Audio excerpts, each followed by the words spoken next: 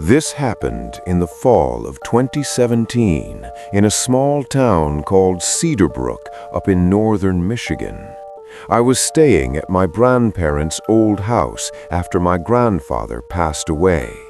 My grandma had moved into assisted living, and I was there to pack up 60 years of memories. But some memories don't want to be packed away. The first night I heard it, a light knocking on the guest room window, 3 taps, just polite. I thought it was a branch, but there was no tree near that window.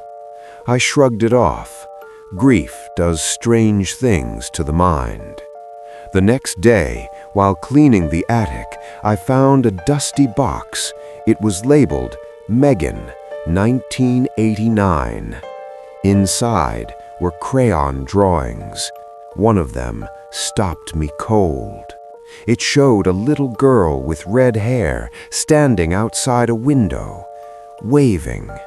At the bottom, written in a child's handwriting, were the words, "My friend waits for me." That night, the knocking came back. This time, I heard a voice. It said, "Can I come in? It's cold." My blood froze. I pulled the curtain back slowly and saw a little girl standing in the backyard. She was wearing a yellow raincoat. She was looking straight at me, not smiling, just waiting. And when I blinked, she was gone. The next day, I called my grandma. When I told her what I saw, she went quiet for a long time. Then she said, "You saw Megan, didn't you?" Megan was my aunt. She died when she was 7 years old in 1989. She drowned in the creek behind the house. But then my grandma told me something I had never known. Before she died, Megan used to talk about an imaginary friend, a little girl who wore a yellow raincoat. She would knock on Megan's window at night. Her name was Lily, and Lily always said the same thing. She was lonely. That night, I didn't just hear knocking. I heard 2 voices whispering outside my window. One was Megan's, the other was Lily's. They were arguing. Lily said, "You said you'd stay with me." Megan replied, "I want to go home." Then everything went quiet. The next morning, I found something on the back porch, a small yellow raincoat, wet, folded neatly. Inside it was a crayon drawing.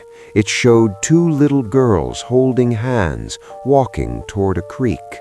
At the bottom, in Megan's handwriting, it said, "She's not imaginary anymore." I never saw her again after that. But sometimes, when it rains, I look out the window and I swear I see 2 small figures in the mist, holding hands, walking away, and I quietly say, "Goodbye, Megan. You can go home now." We all have someone we've lost, and maybe they're just waiting for us to remember them. Or maybe someone else is waiting for them too. In the winter of 2019, I took a job as a nighttime security guard on the RMS Queen Mary. For those who don't know, she's a retired ocean liner docked in Long Beach, a floating hotel, a museum, and one of the most haunted places in America. My shift was from midnight until 8 a.m. On my first night, I was given one strict rule. I was told to never, under any circumstances, enter the old first-class nursery on B deck after 2 a.m. On my third night, I found out why. It was 2:17 in the morning when I heard it, a faint metallic sound, click-clack, click-clack, like a child dragging a toy across the floor. Then I heard a giggle, soft, close. I followed the sound down the hallway. The nursery door was slightly open. Inside, the air felt wrong, colder than anywhere else on the ship. In the center of the room sat a small porcelain doll. One of its eyes was missing. As I stood there, frozen, the doll's head turned slowly toward me, and from the darkness behind it, a little girl's voice said, "He's coming." I backed away immediately and locked the door. A few minutes later, my supervisor found me. His name was Marty, an old sailor who'd worked on the ship for decades. He took one look at my face and sighed. "You met Sarah, didn't you?" Then he told me the story. Back in 1949, a little girl named Sarah Hughes drowned in the ship's pool. Her mother, Evelyn, never accepted it. She believed Sarah wasn't gone, just hiding. Every night, Evelyn would leave toys in the nursery, hoping her daughter would come out and play. Evelyn died years later, still waiting. But then Marty lowered his voice. That's not how the mother really died. He told me a crewman once claimed he saw someone leaving Evelyn's room the night she passed, a tall man wearing a 1940s steward's uniform. No one believed him at the time, until the sightings began. Guests and crew started reporting a thin man with hollow eyes, a faded name tag on his chest. It read, J. Hartley. He was almost always seen near the nursery, and he was always holding a small wet towel. A week later, I was doing my rounds near the pool when I saw her, a woman in a soaked 1940s dress standing at the end of the hallway. She pointed directly at me. Her mouth was moving, but no sound came out. Then she vanished. But where she had been standing, there was a puddle of salt water. Floating in it, face up, was a small porcelain eye. That's when I remembered something. While checking the ship's archives earlier that week, I'd seen a crew manifest from 1949. James Hartley was listed as a steward. His record ended abruptly that same year.